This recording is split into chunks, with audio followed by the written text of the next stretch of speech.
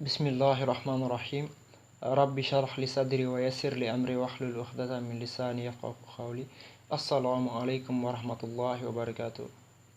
Aujourd'hui, je tenais à vous parler d'un sujet extrêmement important qui n'est autre que le jeûne surrogatoire.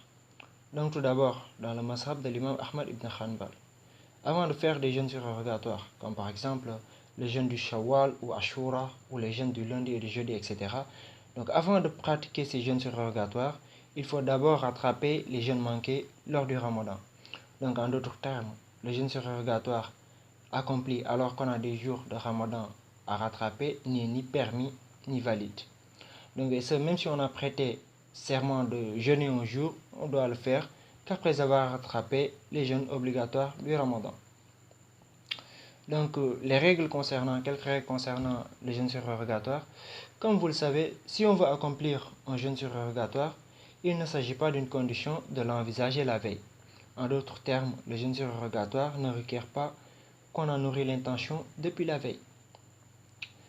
Donc, si on en nourrissait l'intention au cours de la même journée, que ce soit avant ou après le zawal, donc le zawal c'est lorsque le soleil dépasse le zénith, et on se mettait à jeûner jusqu'au coucher du soleil, cela suffirait, à condition bien sûr toutefois de n'avoir rien fait de nature à annuler le jeûne depuis l'aube jusqu'au moment où on a eu l'intention de jeûner.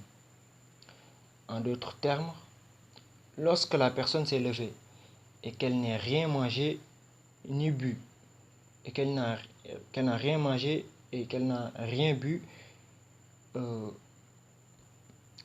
après Al-Fajr, donc cette personne-là peut faire l'intention de jeûner, et même si c'est avant midi par exemple, il n'y a aucun mal à cela. Donc l'erreur que font beaucoup de personnes ici, c'est qu'ils pensent que tant qu'ils n'ont rien mangé ou qu'ils n'ont rien bu, ils peuvent tout simplement nourrir l'intention de jeûner à n'importe quel moment de la journée. Et ceci est une erreur, ceci est une grave erreur, parce que manger et boire ne sont pas les seules choses qui annulent le jeûne. Donc on doit s'assurer qu'on n'a pas eu de rapport sexuel ni éjaculé dû à une masturbation. Et ici, toute autre chose qui annule le jeûne, on doit être... Donc il faut se référer à la publication que j'avais fait sur cela. Et tant qu'on n'a pas fait une des choses qui annule le jeûne, on peut nourrir l'intention de faire le jeûne surrogatoire à n'importe quel moment de la journée. Wallahu a'lam wa sallallahu wa sallam ala nabiyyina Muhammad wa ala alihi wa sahbihi ajma'in.